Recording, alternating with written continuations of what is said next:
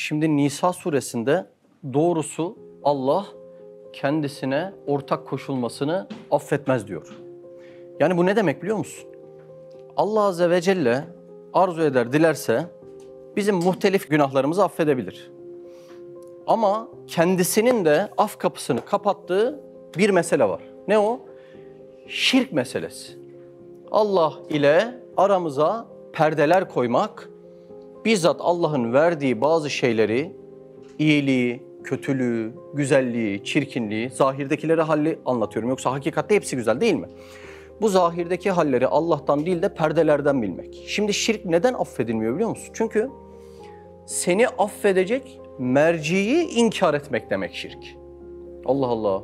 O yüzden şirkin af kapısı kapalı, komple kapalı. Çünkü seni affedecek olan merciyi inkar etmek demek oluyor şirk meselesi. Madem şirk bu kadar mühimse, yani şirk üzere ölüm olduktan sonra ahirette de bunu affetmeyeceğini söylüyorsa Allah Azze ve Celle bu asrın en mühim dersi tevhid dersi olması lazım.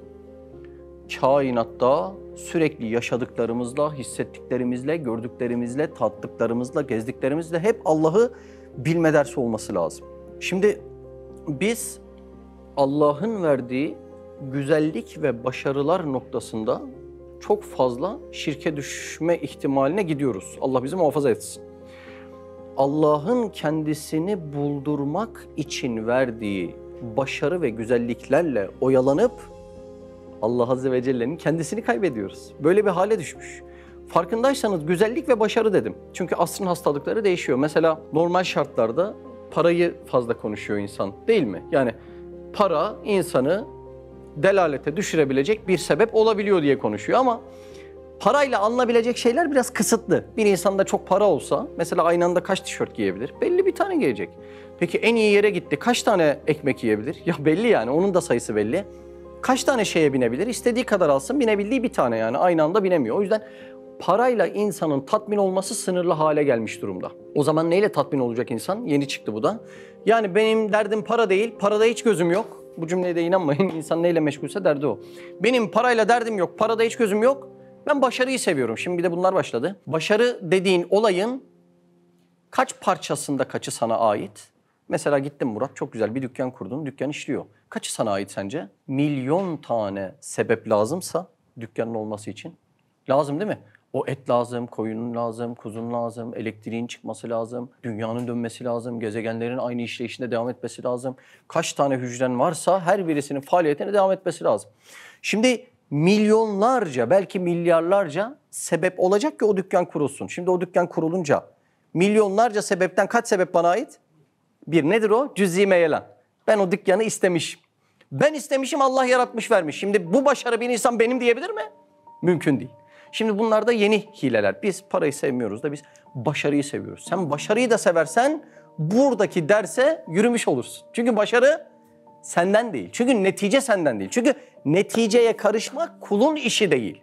Kul doğruyu yaptıktan sonra ortaya çıkacak neticeye karışmamakla mükellef. Tam orası Allah Azze ve Celle'nin işi oluyor. Yani neticede başarı mı oldu, başarısız mı oldu? Yani etrafına 5-10 tane ümmet toplayamamış peygamber efendilerimiz olmuş yani. Şimdi o zaman haşa başarısız mı onlar? Hayır, sen neyle ölçüyorsun? Demek netice odaklı bakmak başlı başına bir hata. Bu asırda Allah'la aramıza enteresan perdeler koyduk. Allah'ın kendisini tanıttırmak, hatırlatmak için verdiği nimetlerle meşgul olduk, oyalandık. Bizzat Allah Azze ve Celle'nin kendisini unuttuk. Şimdi bu aramıza koyduğumuz perdeleri yırtmak gerekiyor. İşte o perdeler bu iman dersleriyle yırtılıyor. Hadi canım, bir tane gelmişim, bir saat ders dinlemişim, bir saatlik dersle yani benim ahiretim mi kurtulacak? Akılsız bir tavuktan o efsane yumurtayı anlamayan, burnu yerde gezen inekten o laboratuvarların yapamadığı sütü anlamayan, benim arabama girince arabamdan çıkacak kadar şuuru olmayan arıdan o muazzam balın neticesini anlamayanlar, bu kadar ufak gibi gözüken sebeplerle sonsuz ahiret neticesi ne demek onu da anlayamıyorlar. Neden? Allah Azze ve Celle'nin icraat-ı sübhanesini, o muazzam icraatlarını ve adetullahlarını iyi bilmek lazım. Allah Azze ve Celle'nin adetullahı böyle. Sebep acize olur, netice mucize olur. Sebep çok basit gözükür. Neticesi hiç kimsenin gücü yetmeyecek netice olur. Burada da böyle. Yani ya geçerken de bir ders dinleyeyim demiştim, halbuki öyle değil işte. O kadar önemli bir şey ki şu iman dersleri, bizim Allah ile aramıza giren ve şirk duvarlarını oluşturan perdelerin yırtılması bu derslerle sağlanıyor. Sebep nasıl? Acize. Yani ne olmuş yani, geçerken bir ders dinlemişiz. İnsan öyle zannediyor. Sebep çok ufak gözüküyor. Ama neticesi ne biliyor musun? Yaratılış gayenin sebebini öğreniyorsun. Ne için geldim dünyayı öğreniyorsun. Şimdi bu şirk perdeleri yırtılmaya başlayınca insan nimetlerin kimden geldiğini anlamaya başlıyor. Öyle değil mi? Allah Allah. Geçen Murat bana bir güzellik yapmıştı ama meğer Murat perdesinin arkasında güzelliği bizzat Allah yapmış. Şimdi bir insan sürekli perdeleri kaldırıp her gelen güzelliğin Allah'tan olduğunu fark edince ne yapmak ister? Şükretmek ister ya. Hamd etmek ister değil mi? İnan bizim namazdaki lakaytlığımızın bile sebebi bu perdeler. Etrafımızda dönen hadiseleri, ya da o hadiseleri iyice dolaba bağladı değil mi? Ne döndüğünün de farkında değiliz. Etrafımızda dönen hadiselerin kimden kaynaklı geldiğini okuyamaz olduk. Okuyabilseydik, Allah'ım benim sana şükretmem lazım, hemen o secdeye gitmem lazım diye atılırdık. Yani bizim namazdaki laubaliğimizin bile sebebi şükredemiyoruz. Perdeler o kadar çok ki. Ama o perdeler ne biliyor musunuz? Maalesef Allah bizi muhafaza etsin ama şirk oluyor, şirk. Allah Allah. Başına bir hadise gelecek. Sen de o hadiseyi zahirde gördüğünden bileceksin. Allah muhafaza, çok sıkıntılı. Şimdi bu yüzden asrın dersi tevhid dersi olması icap ettiğinden Üstad Hazretleri bu 20. mektup diye bir Risale-i Nur var. Mektubatta 20. mektup. Orada bir tevhid cümlesi almış. Bir cümleyi tevhidiye almış. Neydi o tevhid cümlesi? La ilahe illallah vahdehu la şerike leh, lehul mülkü ve lehul hamdu yuhyi ve yumit ve huve hayyun la yemut biyedil hayr ve huve ala kulli şeyin kadir. Şimdi bu tevhid cümlesinde 11 tane kelime var. Üstad Hazretleri tek tek nakşediyor kelimeleri. Her bir kelime tevhidin bir tuğlasını, bir duvarını inşa ediyor bize. Bugünkü sıradaki kelimemiz lehül hamd. Etrafında bir güzellik mi gördün? Birine teşekkür ve şükretme arzusu mu doğdu sende? Şükredilecek tek ama tek merci nimetin asıl menbaı ve kaynağı. Yani bizzat Allah Azze ve Celle'dir. Şimdi bugün Üstad Hazretleri bu dersi anlatıyor. Bakın tevhid dersiymiş bu. Çok elzem bir şeymiş. İnsan nereye şükredeceğini bilemezse şirke düşüyor. O zaman şükrün kaynağını öğretmek ne dersi oluyor? Tevhid dersi oluyor yani. Şimdi Allah insanı şükretmek için yaratmış. Bak şimdi bak. Bütün kainatın meyvesi insansa, bütün kainatı insan için yaratan, insanı bir şey için yaratmamış olabilir mi? Olmaz ya, abes olur. Anladın mı demek istediğimi? Bütün kainatı insan için yaratacak, insandan bir şey beklemeyecek. Olur mu? Mümkün değil ya. Çok hikmetsiz olur. Haşa. Kainatın hiçbir yerinde abes iş yapmayan, bütün kainatın neticesi olan insan, tamam sen vazifesizsin deyip abes iş yapacak. Olur mu? Mümkün değil haşa. Demek bizde bir vazife var. Farkına varamıyoruz vazifeyi. Şöyle 2 kitap çevirdim zannediyoruz. Bizde büyük bir vazife var. Koskocaman bir fabrika olsa, fabrikanın sahibi de çok titiz. Bir vidayı bile israf etmiyor. Şimdi fabrikanın vidasını israf etmeyen adam, fabrikanın neticesinde muazzam bir araba çıksa ortaya, arabayı kaldırıp çöpe atar mı? Atmaz ya, atmaz. Bundan bu beklenmez. Niye? Vidayı israf etmeyen mamülü asla israf etmez. Olur mu öyle şey? Şimdi kainatta hiçbir şeyi israf etmeyen, abes hiçbir şey yaratmayan Allah Azze ve Celle, bütün kainatın meyvesi olan insanın meyvesini, yani vazifesini başıboş bırakır mı? Mümkün değil, bırakmaz. Demek ki bizim bir vazifemiz var. Acaba bu vazifemiz nedir? Şimdi bu elektrik üreten fabrikalar var. Fabrikanın buradan tonlarca kömür giriyor. Tonlarca. Buradan ne çıkıyor? Birkaç kilo kül çıkıyor. Şimdi dışarıdan fabrikayı bilmiyor adam. Geldi izliyor fabrikayı. Ne giriyor buradan? Mustafa abi ne giriyor buradan? Tonlarca kömür giriyor. Buradan ne çıkıyor? Birkaç kilo kül çıkıyor. Adam der ki ya böyle abes iş olur mu ya? Buradan kömürleri alıyorsunuz, arkadan kül çıkarıyorsunuz. Böyle fabrika mı olur der. Biri dese ki kardeşim bu fabrikanın ürettiği bir şey var. O kömürler giriyor, o küller çıkıyor. Neticesinde bu memleketin elektriği üretiliyor dese adam der ki ha tamam. Demek ki çok güzel bir mamül varmış der. Şimdi insan fabrika. Neyim ben? Fabrika. Şimdi benden bir sürü gıdalar, elmalar, armutlar, arkadaşların sevgileri, anneler, babalar, onlar da nimet. Her birisi ne yaptı? Girdi. Şu dilden girenlere bakalım. Elma, armut, tantuni, kebap, ciğer, kuşbaşı, balcanlı hepsi girdi mi? Girdi.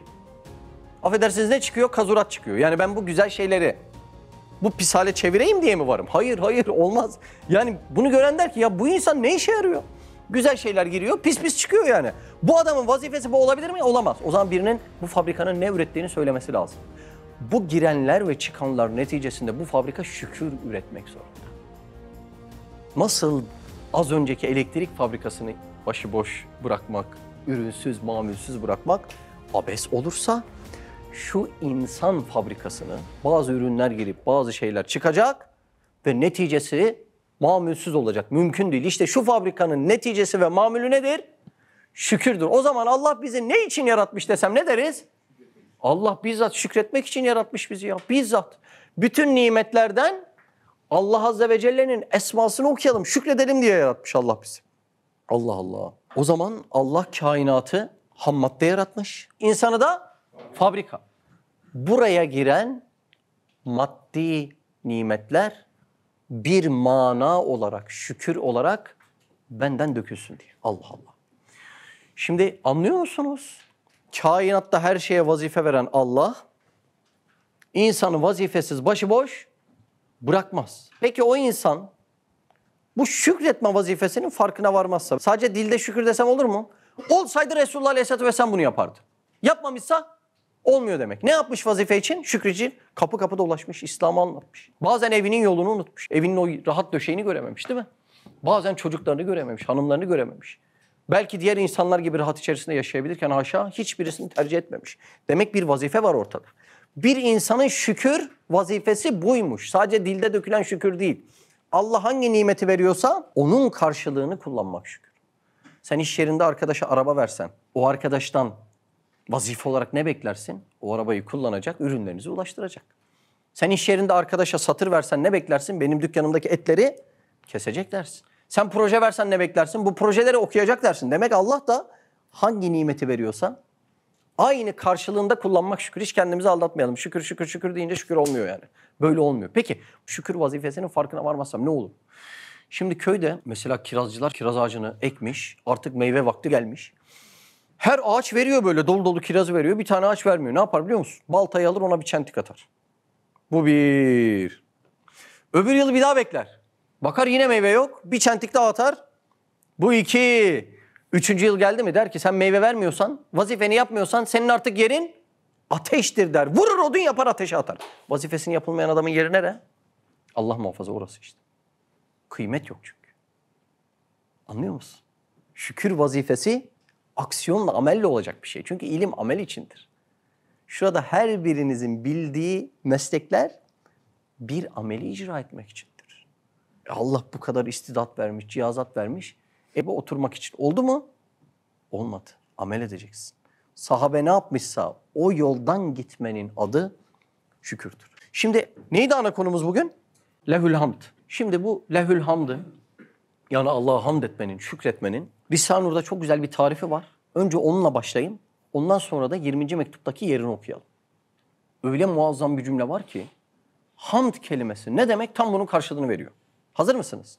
Bak diyor ki ezelden ebede kadar her kimden her kime, bak cümleye bak cümleye, her kimden her kime karşı gelen ve gelecek met ve sena ona aittir. Allah Allah. Şimdi mesela bana bir su geldi. Ben de teşekkür ettim. Ben aslında kime teşekkür ettim? Asıl mal sahibine teşekkür ettim. Yani o suyu veren farkında olmasa bile, Allah'ı tanımasa bile bütün şükürler ve hamdlar malın asıl sahibine gidecektir. Yani bizzat Allah'a sadece bunu teşekkür eden, şükreden unutursa istifade edemeyecektir. İşte dünyanın imtihanı burası. Allah hiçbir perde koymasaydı, bu nimetleri verseydi kimden bilirdik? Allah'tan. Allah perdeleri koymuş, nimetleri vermiş. Kim veren? Gene Allah. Tam imtihan burası. Acaba kimden bilecek? Dükkanı kimden bilecek? Öyle öyle. O cepteki parayı kimden bilecek?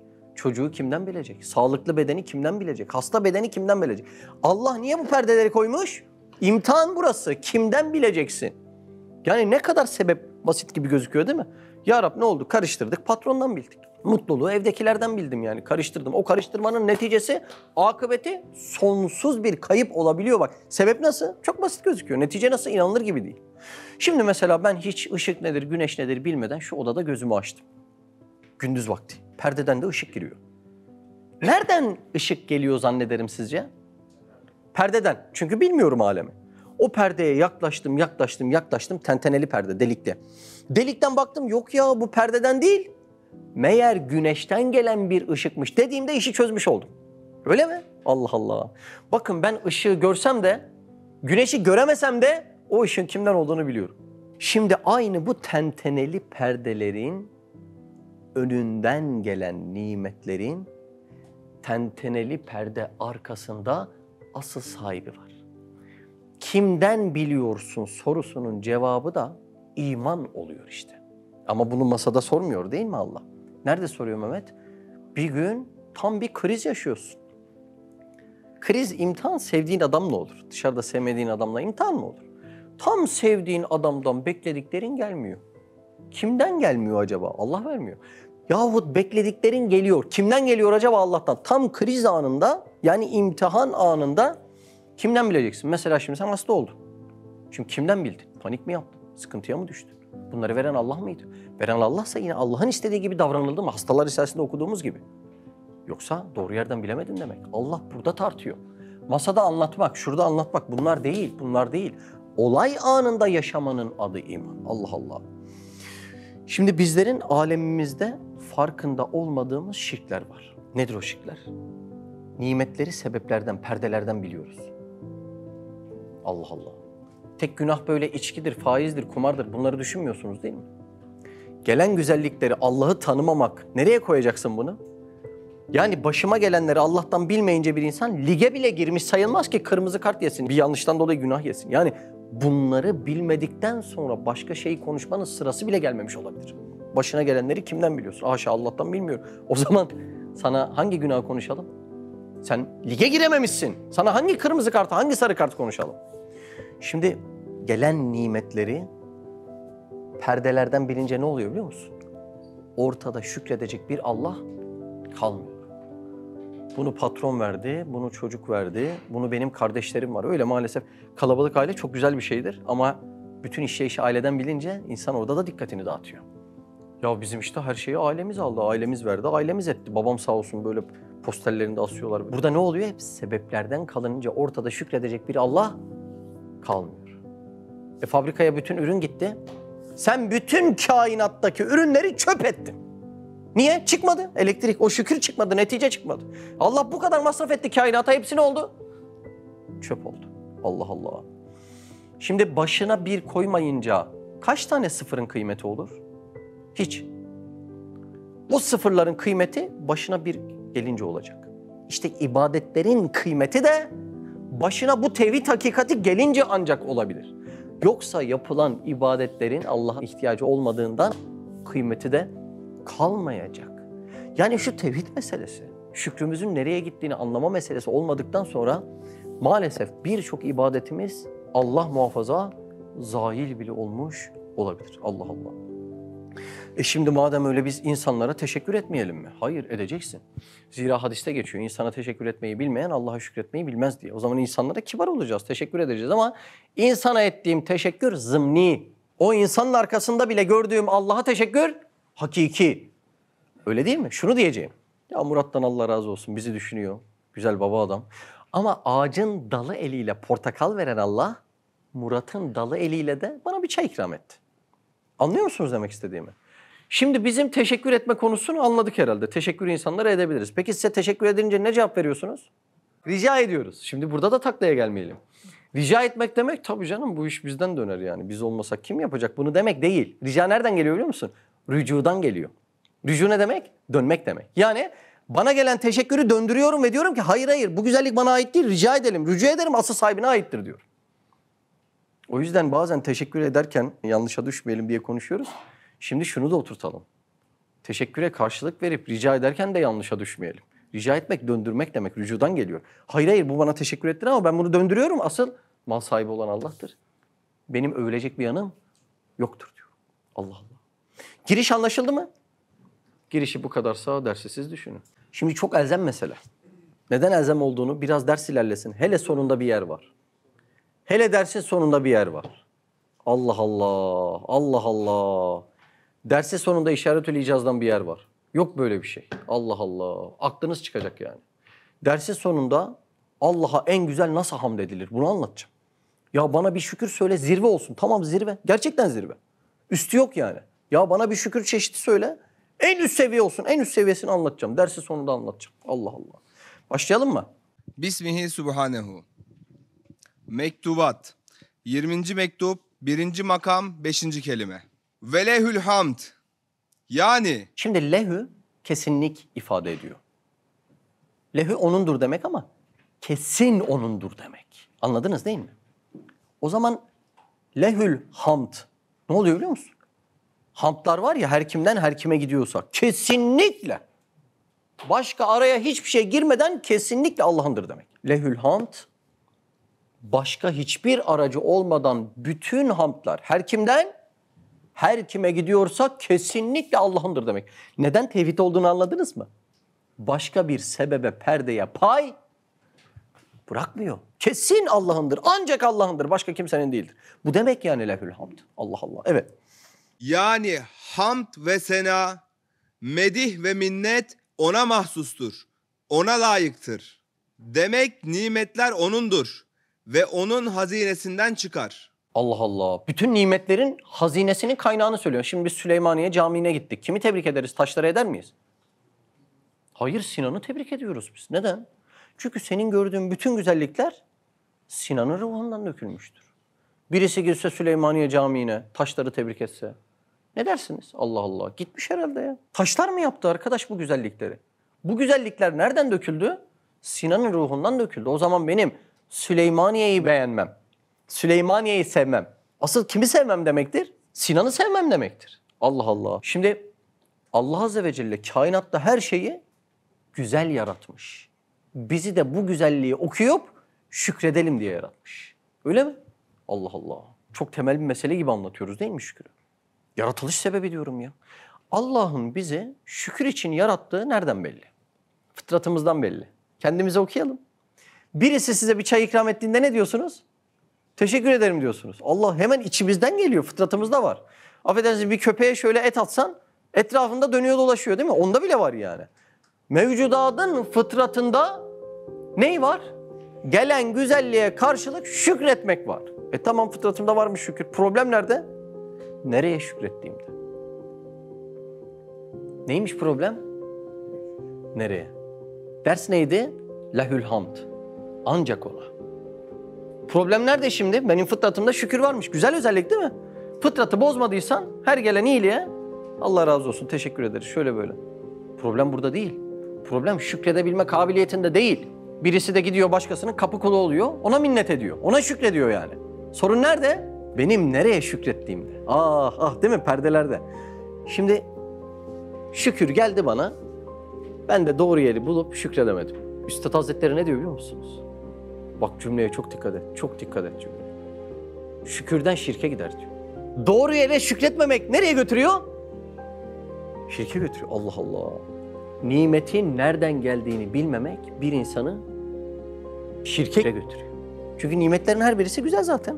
Şimdi dağlara, tepelere, filanca memleketlere, ülkelere gidince güzel değil mi? Güzel olmasa insanlar gezmek için para verir mi? Nimetler zaten güzel. O güzellikleri görünce zaten mest oluyorsun. Hüsn odur ki temaşa ederken kişi kendinden geçer, irade elden gider diyor. Zaten görünce üf nasıl dağlar, nasıl bulutlar, ne güzel bir elma, şu ete bak mangaldaki. Bunlar için hep birine şükrediyorsun, teşekkür ediyorsun zaten. Olay nerede? Şükürden şirke gider diyor. Ne olmazsa şükredeceği yeri bilmezse. Anlıyor musunuz? Allah Azze ve Celle sevdiği kulları vermeyerek muhafaza ediyor. Anlıyor musunuz? Şunu demiyorum ha. Ümmetin kaderi fakirlik olsun. Ben bunu demiyorum. Ama şunu diyorum.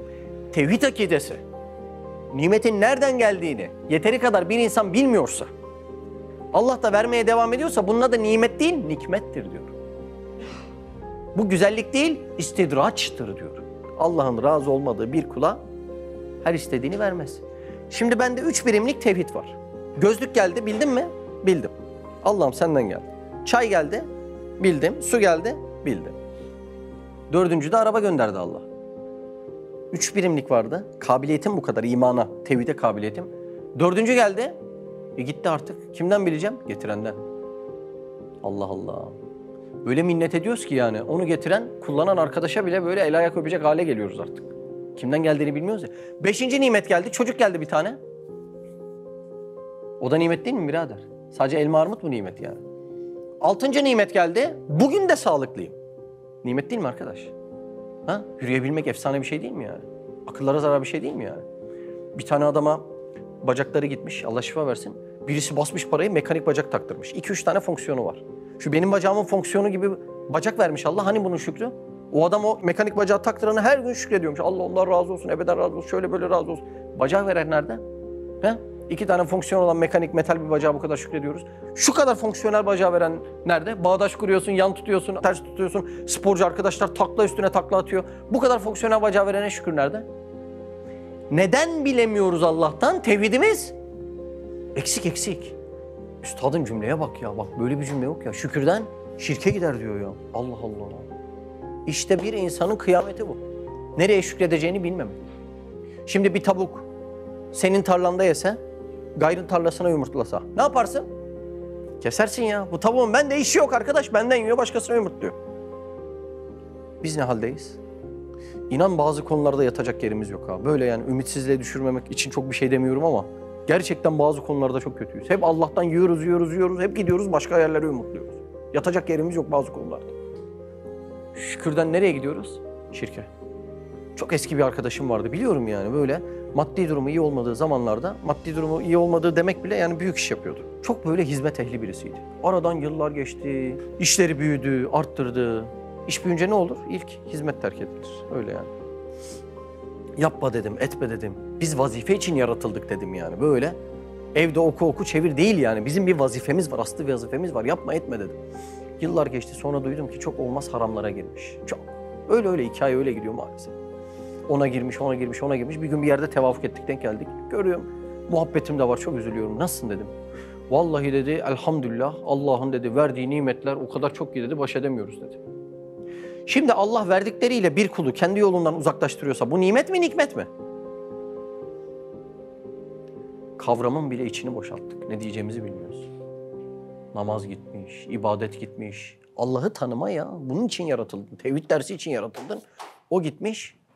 Girmediğimiz haram kalmamış. Diyoruz ki elhamdülillah Allah'ın verdiği nimetler. Vallahi dostum hal buysa Allah razı olmuyor demek. Konu Allah'ın razı olup olmaması. Konu bu dünyada zengin olmak, fakir olmak değil. Allah Müslümanın kaderini en güzel eylesin. Ben inanıyorum eyleyecek. Dünyanın maddi terakkiyatı da Müslümanların elinden dönecek. Yani bir gün Müslümanlar, alem İslam çok güçlü olacak maddi olarak. Benim derdim burası değil. Benim derdim 3 birimse tevhidin, 5 birim gelirse sıkıntıya giriyorsun. Benim derdim burası. Yoksa Müslüman çalışmadığı için Allah vermiyor değil. Tevhidimiz gerçekten iyi değil. Gerçekten problemli olduğundan dolayı Allah verse tam da alacağız. Nereden belli tevhidimizin problemli olduğu? Hadi kriz anlarına bakın, sıkıştığımız anlara bakın. Şu yaptığımız işlere, güçlere bakın, tercih ettiklerimize bakın. Ha? İtikadımızla, tevhidimizle menfaatimiz çakıştığı anda neyi tercih ediyoruz? Hadi bakalım buyurun bakın. Neyi tercih ediyoruz? Tam orada gözüküyoruz yani. Allah kıyamıyor bize bakma. Mühlet veriyor, kıyamıyor.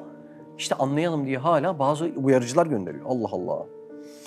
Şimdi Allah Azze ve Celle bu nimetleri kendini bildirmek, hatırlatmak, bize şükretmek için gönderiyor. Bak Allah'ım haşa senin buna ihtiyacın mı var? Yok ben kimim ki yani sen kendini böyle sevdirmeye çalışıyorsun. Yani bir insan neden ikram eder? Karşıdakinin kalbini kazanmak için. Allah bu kadar nimeti niye ikram ediyor? Haşa hiç ihtiyacı yok. Kulunun yarattığı kalbini kazanmak istiyor. Şimdi senin kalbini 2 kişi kazanmak istese Halil ne yaparlar? İkramda yarışırlar ya. Peki ikramda Allah ile yarışabilecek kim var? Kim olabilir ya? Kim kime ne ikram etse asıl sahibi gene Allah. Peki ya Rab niye bu kadar ikram? Şu kulun yani hiçbir kıymetimiz olmayan şu kulun yarattığı kalbini kazanmaya çalışıyor Allah. Benden bil, bana şükret, başkalarına başka kapılara gitme diyor. Yani vallahi çok büyük bir olay değil mi? Ya Rab biz kimiz ki yani biz şurada dünyada makamlı bir adamı ziyaret etmek istesen 10 kapı çalman gerekiyor. Allah bizzat ben kuluma şah damarından yakınım diyor. Ben onun kalbini kazanıyorum diyor. Ya şu olaya bak ya. Çok büyük bir olay var. Biz Allah katında kıymetimizi bir anlasak dışarıların kapısında böyle gitmeyeceğiz. Çok enteresan. Devam edelim mi? Buyurun. Hazine ise daimidir. İşte şu kelime şöyle müjde verip diyor ki: Hangi kelime? Evet, devam. Ey insan! Nimetin zevalinden elem çekme. Çünkü rahmet hazinesi tükenmez. Sıkıntı yok, her şeyi verebilir. Hayatın mı gitti? Tamam, fani hayattan baki hayata gittin. Ölümlü dünyadan ölümsüze gittin. Ölümü de öldürdün. Sıkıntı yok. Ölmek nimeti bile, bak neticesine bak. Ya Rabbi ben çok seviyordum yaşamayı. Ya sen ölünce gör. İsmihay nasıl tecelli edecek? Ya bu dünyada rüyada gibiyiz işte yani. Ha, sanal alemde gibiyiz. Sen asıl öldükten sonra yaşamayı gör. İsmihay öyle bir tecelli edecek ki Allah nasip ederse, asıl böyle diri diri yaşadığını, bütün latifelerin, organların açıldığını orada göreceksin. Manevi organlar. Bu dünyayı yaşamak mı diyorsun? O yüzden nimetin zevalinden üzülme. Niye üzülme? Sevdiğin ne varsa kaynağı Allah'ta. Ya ben çocuk tebessümünü, hele kendi çocuğumun tebessümünü çok severim. Ayrı kaldık, üzülüyorum. Üzülme. O çocuğun o tatlı tebessümünü Allah yaratmıyor mu zannediyorsun? Allah sadece nutfe olarak yaratıyor, midesini, kalbini yaratıyor. Kalan özellikleri çocuğun kendinden mi zannediyorsun? En ince zevklerine hitap eden ne var? Ne var? Çocuğun tebessümü. Kuşun kanadındaki o renkler. Yahu hepsini bizzat yaratan Allah. Senin ruhunu da yaratmış, o güzellikleri de yaratmış. Yoksa o kuş kendindeki güzelliğin farkında değil. Aynaya geçiyor, aynada gördüğü kuşla kavga ediyor. Bilmiyor ki o güzellik kendisinde. Kendisinde o güzellik olduğunu bilse aynaya görünce saçını taramaz mı? Ha? Allah Allah, bilmiyorsun. Bütün ince zevkleri yaratan bizzat Allah. Bir dosttan bir delikanlılık hasleti gördün, mutlu mu oldun? Seviyor musun delikanlı? Ya onu, o özelliği de yaratan Allah. Yani Allah adamı yarattı da o özellik adamda sonradan oluştu. Değil. Ne var hoşuna giden? İlla cismani değil, onu anlatmaya çalışıyorum. Anlıyorsunuz değil mi? Duygusal olarak yani. Filanca yaşımda öyle temiz bir sevgim vardı ki filanca bir şeye. Ya tamam, o güzel duygunun kaynağı Allah'ta ya. Sen Allah'a razı et. O duygu gelecek sana yani. Hem de sonsuz gelecek yani. Anlıyor musunuz demek istediğimi? Sadece elma armut düşünmeyelim. Ne var? İştahını çektiğin, açlığını çektiğin, arzusunu iliklerine kadar hissettiğin ne var? Hepsinin kaynağı Allah'ta ya. Hepsinin. Hem de daimi. Dünyada geçici. Ahirette daimi. Ya bir razı etsek. He? Bir razı etsek. Devam. Ey insan! Nimetin zevalinden elem çekme. Çünkü rahmet hazinesi tükenmez. Ve lezzetin zevalini düşünüp o elemden feryat etme. Çünkü o nimet meyvesi bir rahmeti bi nihayenin semeresidir. Yani sonsuz rahmet sahibinin meyvesidir. Ağacı baki ise meyve gitse de yerine gelen var. Allah Allah, cümlenin güzelliğine bak ya. Kaynak sonsuz. Şu an sevdiğin elindeki bir meyve biraz çürümüş. Ne önemi var? Hiç önemi yok değil mi? Şimdi Üstad Hazretleri bir yerde diyor ki, nimete karşı iştiha bir şükrü fıtridir diyor. Allah Allah. Yani nimete iştahlanmak neymiş? Fıtri bir şükürmüş. Efendimiz Aleyhisselatü Vesselam da şöyle diyor. Yerken taam üstüne yemeyin diyor. Ya bu ne demek? Biraz iştahlanın da yiyin diyor değil mi? Böyle yemek üstüne yemeyin diyor. Neden böyle diyor? Çünkü nimete iştahlandığında hem nimet kıymetleniyor hem de nimeti veren kıymetleniyor. Allah Allah. Ama sen böyle paldır küldür bir şekilde yediğinde, hiç doymadan, iştahlanmadan yediğinde hem nimeti hafife almış oluyorsun hem de nimeti göndereni hafife almış oluyorsun. Şimdi biz bir gün Antep'e gittik. Hiç böyle az önce söylediğim gibi iştahlanmamıza müsaade etmiyorlar. Habire yediriyorlar. Doyduk diyoruz, inanmıyorlar. Hadi canım, yalancılar gibi bakıyorlar böyle. O tür sofralarda kimse doyduğuna inanmıyor. Yedirdi. Ya dedik yeter. Artık dedik yemek istemiyoruz. Başka bir şey yok mu yapacak dedik. Var dedi, beyran için dedi. Ya dedik istemiyoruz yemek. Yani bize başka bir şey söyleyin. Olur o zaman kavrulmuş fıstık yiyin diyor. Yani katiyen yemekten başka eylem yok. Zaten gidin 2 tane dükkandan bir tanesi yemek dükkanı. Allah Allah. Böyle değil de öteki türlü yapmak lazımmış. İştahlanınca, nimetin kıymeti ortaya çıkınca, nimeti verenin de kıymeti ortaya çıkıyormuş. Fıtri bir şükür oluyormuş.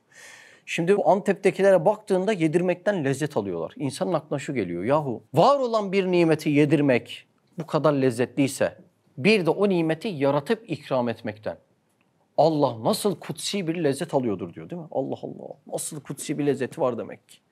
Tam bu manaları yakalamak lazım. Bir gün bir arkadaş yemek yapıyordu yaylada.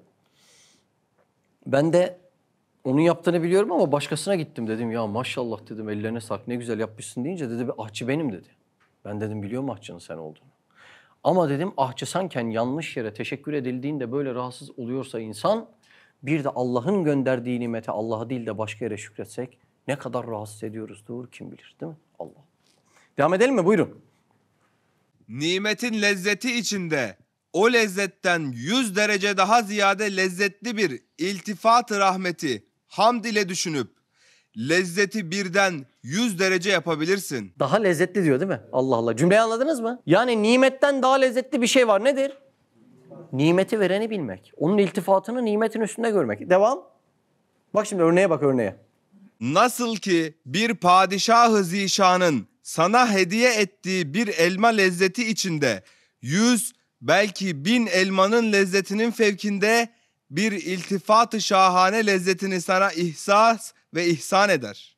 Elmayı yerken aldığımız lezzet aslında çok önemli bir şey değil. Zira bir hayvan bile kendi kabiliyeti ölçüsünde o elmayı ısırıp bir lezzet alabilir. O zaman elmadan daha lezzetli bir mesele var ortada. Nedir? Elmayı kimin gönderdiği. Ama hayata mide deliğinden bakan bunu göremeyecek. Yiyeyim, içeyim, yiyeyim, içeyim. Şimdi mesela merhum Yavuz Sultan Selim Han hayatta olsa bize bir tane elma gönderse. Üf, elmayı kim umursar? Elma şöyle lezzetliymiş, böyle lezzetliymiş. Kimin umurunda olur? Kimsenin.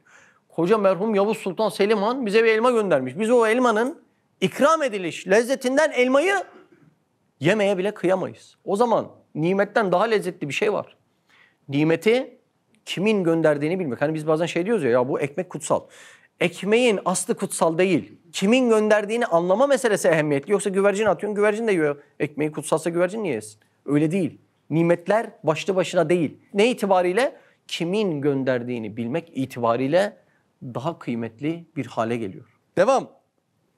Öyle de lehül hamd kelimesiyle yani hamd ve şükür ile yani nimetten inamı hissetmekle. İnam ne demek? Nimetlendirmek demek. Bir manası daha var. Veriliş şekli demek. Yani nasıl nimetlendirdiği. Buna da inam deniyor. Mesela elmanın veriliş şekli nedir? Odun. O odundan o elma bilinir mi? Bu elmayı bu odun verdi diyen odun gibi olur. Öyle değil mi? Demek nimetlendirme şekli de çok enteresan. Odun gibi bir şeyden o esrarengiz lezzetlerdeki elmayı veriyor. Mesela binek bir şey konuşalım, deve. Devenin veriliş şekli nasıl? Kocaman deve değil mi? Öyle derler ya hani deve gibi derler ya böyle kocaman deve. Çekiyorsun, eğiliyor, biniyorsun. Aslan gibi yaratsaydı o deveyi de nasıl binecektin? Deve de nimet değil mi? Taşıma, binme, gitme olarak bir nimet. Şimdi onun veriliş şekli de çok enteresan. Tam bana uygun şekilde. Tam ya Mehmet bu odundan bu elma çıkmaz. Bu sebepten bu netice çıkmaz. Sebep acize. Netice mucize. Bu odun bu elmayı veremez. Demek ki o odun perdesini, ağaç perdesini yırtınca arkasında asıl elmayı kimin verdiğini görüyorsun. Dikkat edin, sebeplerle neticeler arasındaki ilişki dağlar kadar. Sebebi ne biliyor musun? O perdeden bilmeyelim diye. Allah Allah. Devam edelim. Yani mün'imi tanımakla ve inamı düşünmekle yani onun rahmetinin iltifatını ve şefkatinin teveccühünü ve inamının devamını düşünmekle nimetten 1000 derece daha leziz manevi bir lezzet kapısını sana açar. Ya hamd etmenin önemi anlaşıldı mı biraz? Evet. O zaman şöyle bir şey soralım. Ya bize öyle bir şey söyle ki en zirve hamd olsun gerçekten. En büyük nasıl şükrederim Allah'a? En fazla nasıl hamd ederim Allah'a? İşte onu anlatan bir yer var Risale-i Nur'da. Bir alt başlık atalım buna. Vedia. Vedia emanet demek ama vazife emaneti demek. Siz vazife emaneti deyin. Şimdi işaret-i icazda bir yer var. Hamdın en meşhurunu, en makbulünü, en üstünü anlatıyor. Gerçekten çok iyi dikkat verin ya. Böyle bir mana yok. İnanılmaz bir şey. Rabian. Hamdin en meşhur manası sıfat-ı kemaliyeyi ishar etmektir. İshar ne demek? Göstermek. Kime diyor bu cümleyi? Kime göster diyor? Bana diyor, bana. Allah'ın esmaları var, sıfatları var. En çok şükretmek isteyen kişi bunları ne yapacakmış? Üstünde gösterecekmiş. Nasıl oluyor bu? Şimdi bizde Allah'ın her isminin bir numunesi var. Biz buna ne diyoruz? Latife diyoruz. Allah'ın bütün esmasının bizde numunesi var. Ne diyoruz buna? Latife diyoruz. Bu latifeleri tohum gibi düşünün. İşine yarar mı tohum? Yok. Ama ağaca dönüşürse meyve verecek. İşte kim marifetullah'ta terakki ederse. Yani Allah'ın esmasının bir manevi organı, latifesi var ya bende. Kim o latifeleri büyütür, geliştirirse. Kim esmadaki payını arttırırsa o kişi Allah'a en çok şükreden kulmuş işte. Dersin başında dedik ya, o dilde şükrettim demeyi boş verin. O artık kendimizi avutma şekli olmuş.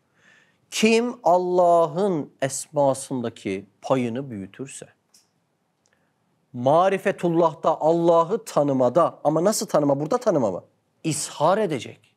Allah'ın esmasını anlayacaksın, onu terakki ettirip mücadele edeceksin. O isim sende tecelli edecek, ishar edecek. Kim Allah'ın esmalarındaki payını arttırırsa en çok şükreden kul o kul olmuş olacak. Bak devam ediyorum okumaya. Birazdan daha ayrıntılı anlatacağım. Şöyle ki Cenab-ı Hak insanı kainata cami bir nüsha ve 18 bin alemi havi şu alemin kitabına bir fihrist olarak yaratmış. İnsan öyle bir sayfa ki bütün alemin içeriği bu fihrist sayfasında yazılı. Ne demek bu? Allah'ın bütün esmasının numunesi fihrist olarak bana yazılmış demek. Allah Allah. Ve Esma-i Hüsna'dan her birinin tecelligahı olan her bir alemden bir örnek, bir numune, latife, insanın cevherinde vedia. Yani emanet olarak bırakılmış. Ama ne emaneti? Vazife emaneti.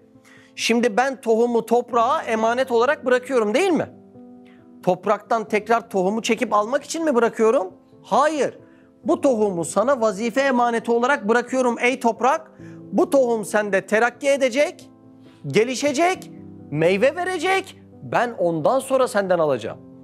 Allah esmasının numunelerini benim ruhuma vedia, yani emanet olarak bırakmış mı? Bırakmış. Peki ruhuna bıraktığım esma numuneleri tohum olarak kalsın diye mi bırakmış? Hayır.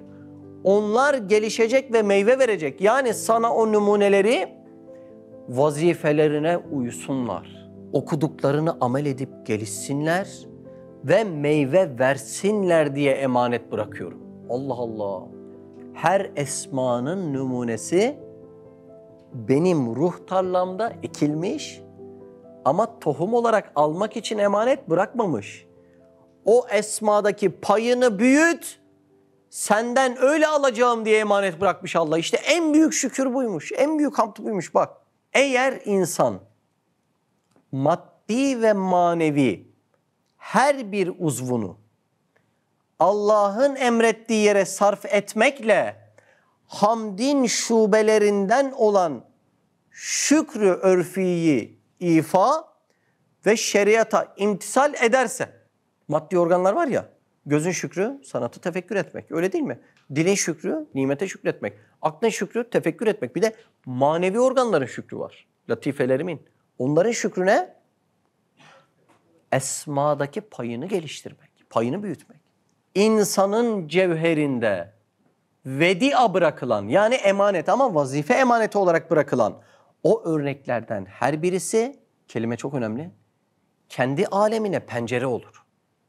Bak birazdan işleyeceğiz bunu. Pencere olacakmış bunlar. İnsan o pencereden o aleme bakar ve o aleme tecelli eden sıfatla o alemden tezahür eden isme bir mirat, bir ayna olur. Ne demek bu biliyor musun? Çok enteresan bir şey. Şimdi Allah'ın Rahman ismi var. Rahim ismi var. Ben de bunu isimlerin neyi var? Numunesi var. Yani şefkat. Doğru mu? Numunenin adı şefkat. Ne halinde var? Tohum halinde. Bazen bu kediye mediye tekme atan adamlar görüyorsunuz ya. Şefkat kalmış mı sizce onda? Kalmamış. Tohum ne olmuş? Çürümüş, ölmüş. Ben o tohumu, şefkat tohumunu terakki ettirdikçe, nasıl terakki ettireceğim? Besleyerek. Hep şefkat etmeyi arttıra, genişlete. İnsan evladına şefkat eder, komşunun çocuğuna şefkat eder, gelir hizmet eder, ümmete şefkat eder. Ne oldu o tohum? Arttı. Başkalarının yanan imanlarına şefkat eder. O tohumu terakki ettirdikçe ben de şefkatle ilgili bir pencere açılıyor. O pencereden alemde Allah'ın o ilahi şefkatini ne ediyorum? Temaşa ediyorum. Yani o tohumu geliştiriyorum. Allah bende tecelli ediyor. İsimleri bende tecelli edince bir pencere açılıyor ve pencereden bakıyorum, diyorum ki Allah'ım sen aleme Rahman ve Rahim isimlerinle şöyle tecelli etmişsin diyorum. Anladınız mı? Çok önemli. Şimdi Allah'ın Hakim ismi var. Her şeyi faydaları gözeterek yaratmak demek. Bende numunesi var mı? Var. Numunesinin adı ne? Hikmet.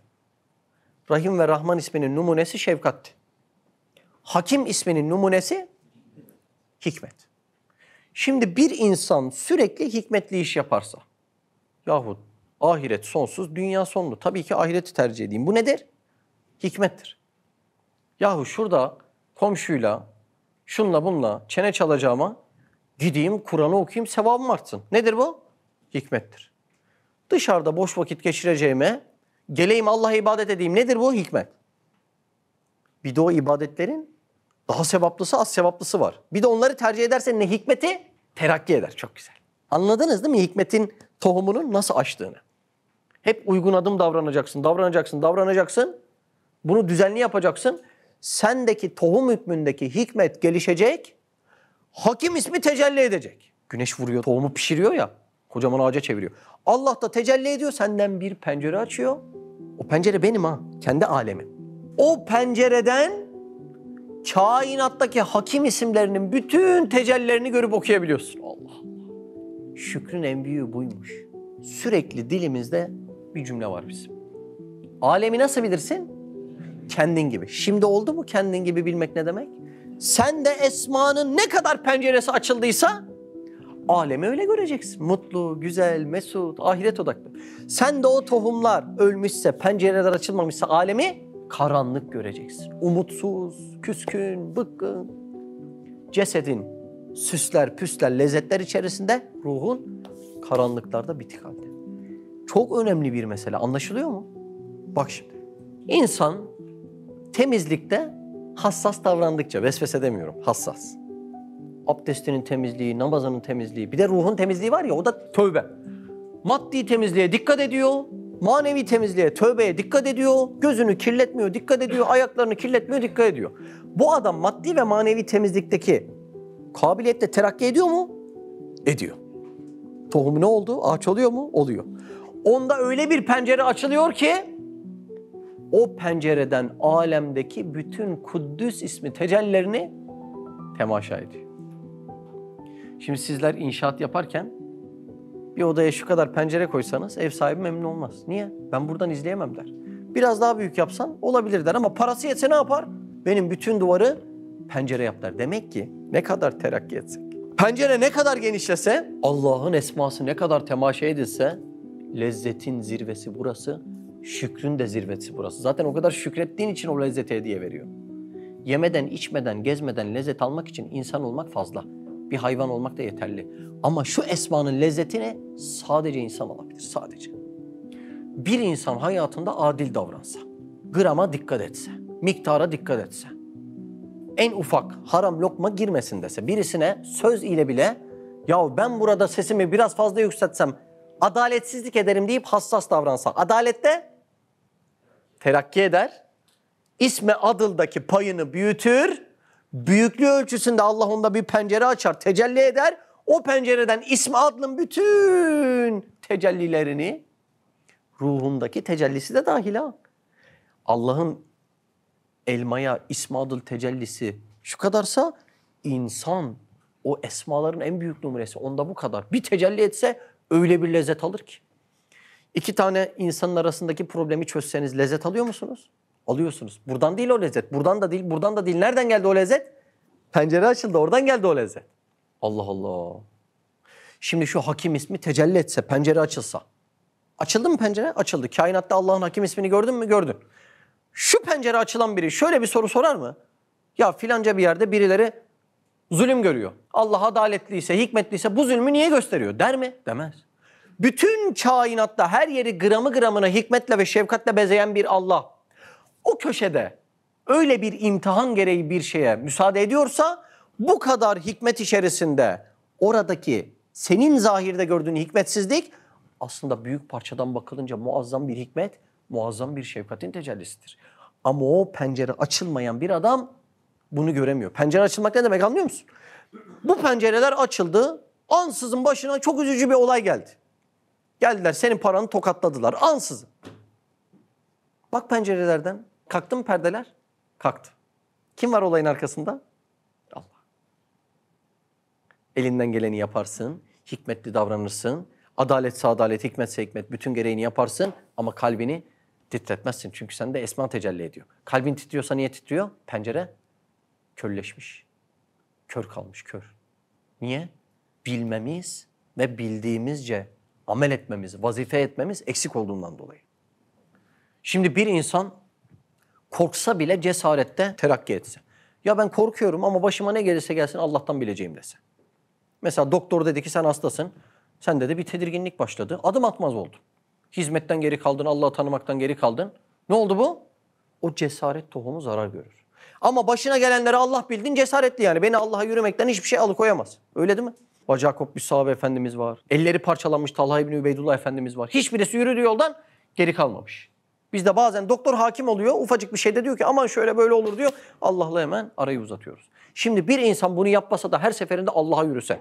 Cesareti artsa Kahhar ismi onda tecelli eder. Cesaret oradan geliyor belki bir menba. O manadan bir pencere açılır. O isimde payını büyütür. O pencereden alemi temaşa eder, seyreder. O zaman bu esmaların açılması için bir şey yapmak lazım. Yapmak lazım. Bir şey yapmamız gereken şey yapmak. Düzenli yapmak.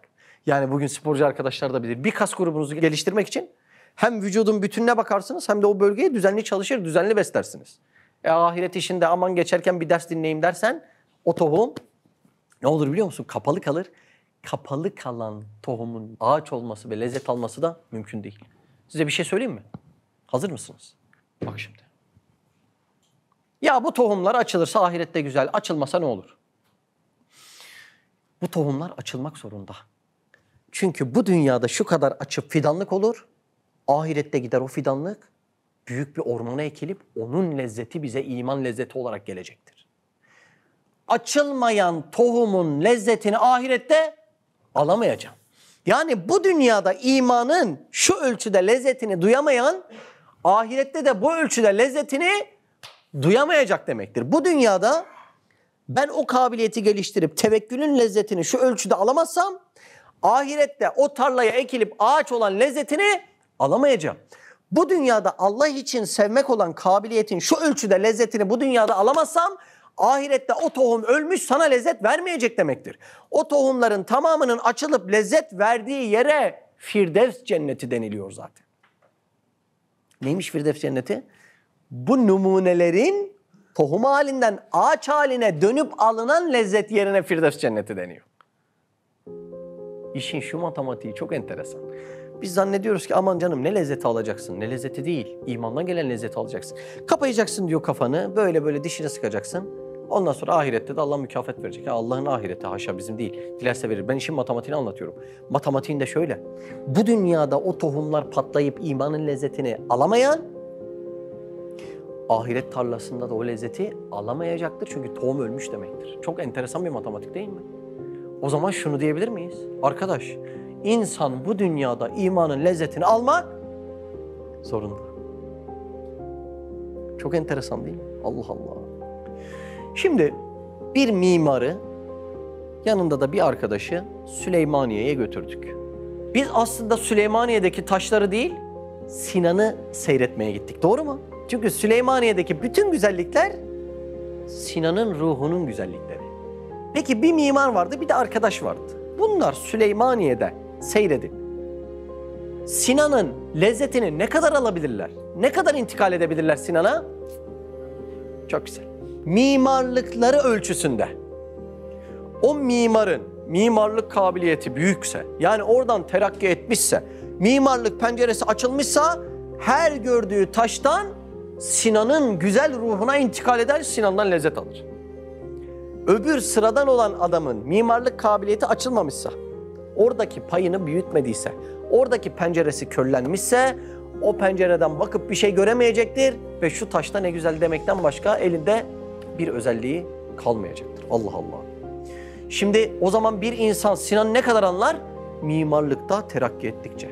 Peki bir insan Allah Azze ve Celle'yi ne kadar tanır, ne kadar marifet eder?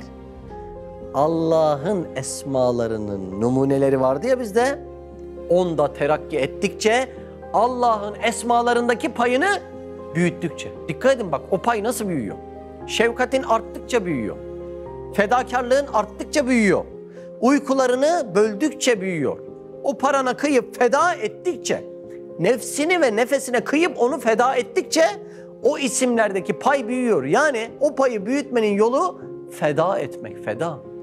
Takıntılarını, şu medeniyet fantazisindeki olmazsa olmaz dediklerini, paranı, nefsini, nefesini, uykularını feda ettikçe o pay sende büyüyecektir.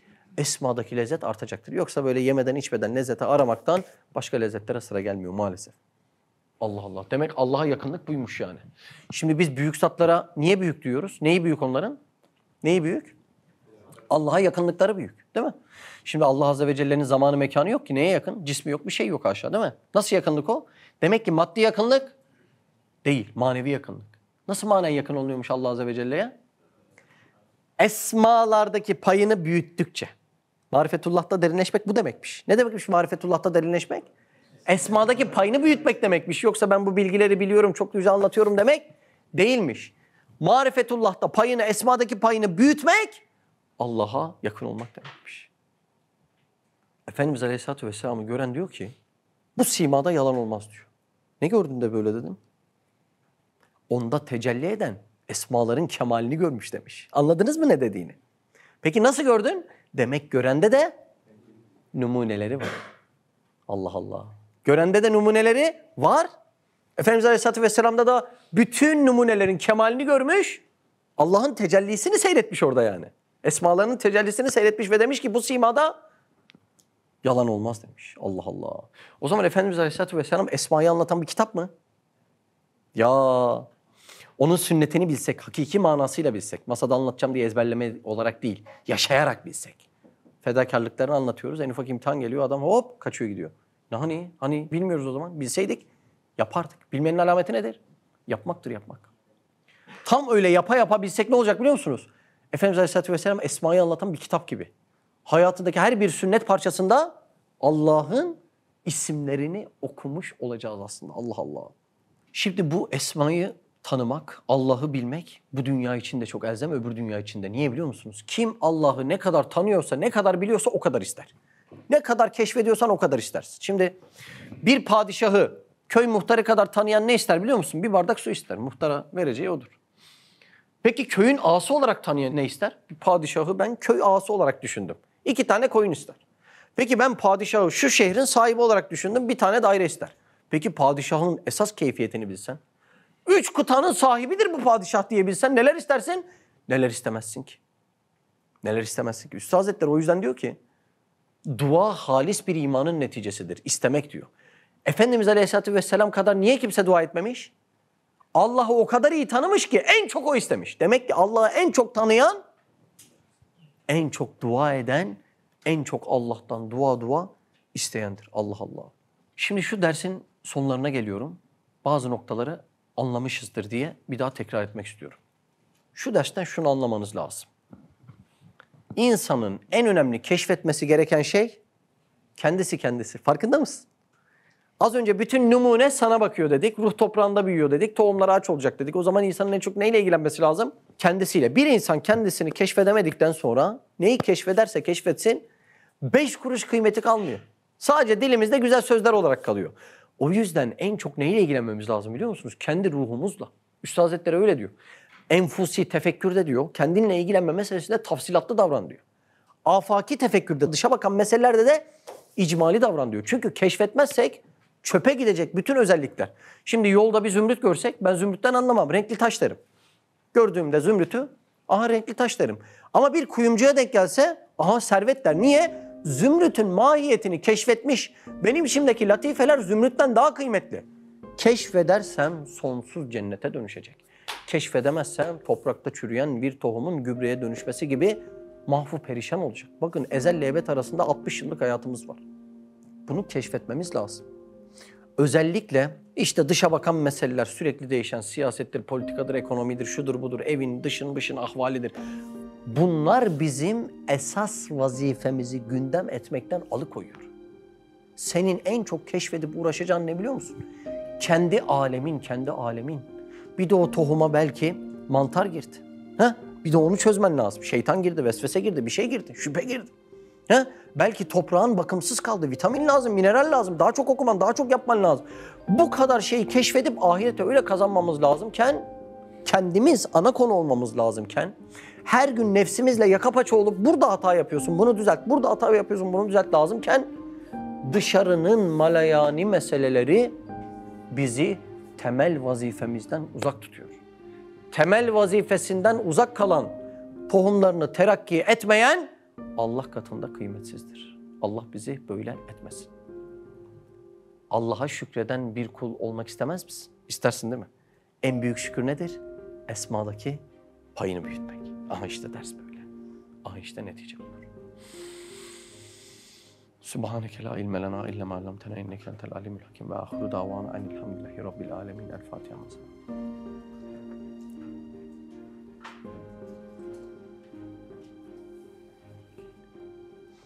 Ders anlaşıldı mı? Anlaşıldı değil mi? Sonu acayipti ama ha. Vedia. Vedia. Yani şu dersi anladıysanız Allah aşkına bir şey çalışmadan gelişmez. Şu nefsin kuruntularını bırakın. Bir düzenli vazife, düzenli bir sorumluluk almamız lazım Allah için. Yapılacak o kadar iş var ki. Ama şu adet olmuş. Güzel konuşalım, güzel elimizi açıp dua edelim, sonra güzel güzel dağılalım. Nereye dağılalım? Dünyanın işlerindeki en ince detayları yapmaya. Ya arkadaş kim neye inanıyorsa onun ince detaylarıyla uğraşır. Dünya eşantiyon, ince detaylarıyla uğraşacak yer orası değil. Ahiret asıl mesele. İnce detaylarıyla uğraşacak yer orası. Anlamamız, okumamız, çözmemiz, nefsimizle yaka paça olmamız ve Allah için düzenli sorumluluklar, vazifeler almamız lazım. Bir insan dünyanın işinde 100 tane meseleyi omuzlamış, yüklenmişse, ahiret içerisinde bir tuvalet kağıdının bile gündemine almıyorsa, şunun bari mesuliyetini ben alayım demiyorsa, bu adamın tohumu neyden beslenecek, neyden terakki edecek? Zira ilim amel içindir. İslam'daki bu bilgiler yapmak içindir. İlmin amel için olduğunu anlamak isteyen varsa, sahabe hayatları serisine lütfen baksın. Onların aksiyonları bildiklerinin bile önünden gitmiş. Yani onların ne yaptığını insanlar kulakla duymamış, gözlerle duymuş. O kadar ciddi aksiyonu vardı ki yani. Son veda hutbesindeki 120 bin sahabe efendimizin 110 bin tanesi hicret yurdunda diyar diyar kapı kapı gezmiş. Bizim takındığımız ne var? Ev mi var, yurt mu var, hevalarımız, arzularımız ne var? Her birisini terk ederek Allah'ın hatrı hepsinin hatrının önünde demiş. Şükür budur, hamd budur. Bunları yapmadıktan sonra dilimizde sabaha kadar söyleyelim. Allah onun ecrini verir vermez. Dediğim gibi haşa cennet cehennem benim babam malı değil. Allah onun ecrini verir vermez. Ben hakiki anladığımız manayı söylüyorum. Orası değil, orası değil. Fedalarımız, düzenli bir şeyler yapmamız. Bak bu işleri bilmeyen niceleri var. Bunlara bir şekilde yetişmemiz lazım. Yoksa şükürsüzler zümresine yazılabiliriz. Ahirette bir bakarsın şükürsüzleri ayrı bir köşeye toplarlar. Çok üzülürüz orada. Kafamızı duvarlara vururuz ve geçmiş günlere. Değil mi? Ne kaldı dünyada elinde? Beyaz birkaç tel saç değil mi? Bazılarında o tel saç da yok. Değil mi? Öyle. Şunu çok güzel bir yere satmamız lazım. Şu ömrü, şu kabiliyetleri. Yoksa heba olup gidecek. Heba olup gidecek. Gittiğinde de dünya bir günmüş mü diyeceğiz. Gerçekten bunu diyeceğiz. Allah muhafaza etsin. Gezegenler bile bir aradayken tek olduğunu düşünüyorsan koskoca evrende, bu kanal tam sana göre. Bu video YouTube kazanında kaybolmadan, senin gibi başkalarına da ulaşabilmesi için desteğe ihtiyacı var. Her abone, bir kırgın yüreğe daha ulaşmayı sağlayacak. Beğen, abone ol ve yorum yapmayı da unutma. Siz de Hayalhanem İstanbul ve diğer tüm projelerimize destek olmak için buradaki linke tıklayarak online bağışta bulunabilir veya aşağıdaki iletişim numaralarından bizlere ulaşabilirsiniz.